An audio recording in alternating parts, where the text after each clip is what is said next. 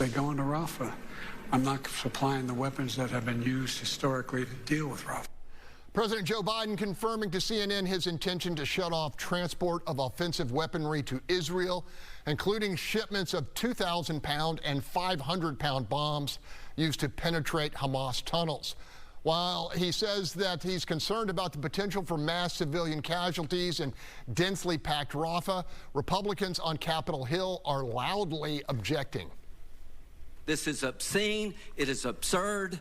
Give Israel what they need to fight the war they can't afford to lose. Panel Israeli Prime Minister Netanyahu says with or without U.S. support, his nation will not be deterred from seeking out and wiping out the remnants of Hamas in Rafah. And there we are, Holly. Yeah. You know, this looks like the president trying to micromanage how Israel is running the war. And of course, you know, with the U.S. contributing to Israel's support, you know, he does have that leeway. But he's micromanaging from within the safety of the White House and not the reality of what the Israelis are dealing with on a daily basis. And, you know, their goal is to eradicate this threat. You know, whether or not this is the best strategy for them, I can't speak to. And of course, you know, they were fighting a proxy war with Iran. But it's very disturbing to have the U.S. have promised certain things and now saying, well, we don't like what you're doing with what we've promised. And to some extent, some of the materials he's blocking would undermine the what stated goal of waging a more humane war, because he's taking away some of the equipment that would allow them to be very targeted and very precise in what they're doing. So, you know, tomorrow, it's undermining. Tomorrow I'm taking you back to the streets of Gary. There you go. And if they try to tell you you can't have the weapons you need to win that fight. Okay, this is a problem. You don't break your word, okay?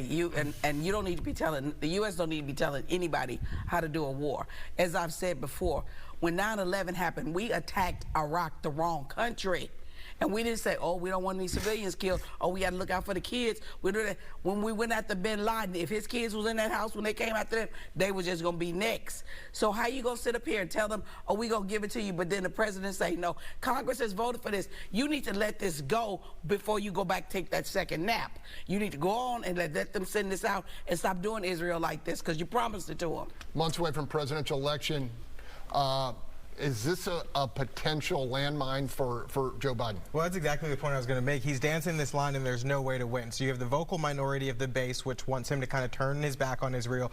But then you have the Jewish mega donor base that's saying that they want more. There was this week an email was sent from one of the Jewish mega donors to the White House telling him that he wanted him to change course.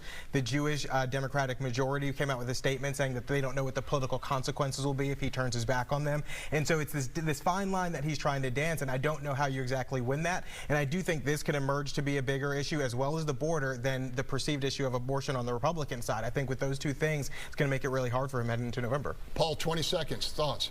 Yeah, I don't think this is helping any. I think he should pick a lane, stay in the lane. And the lane he's chosen is to support Israel. And in vacillating and going backwards, my concern is he's making nobody happy, because nobody on the the pro-Palestinian side is going to give him credit for this. All right.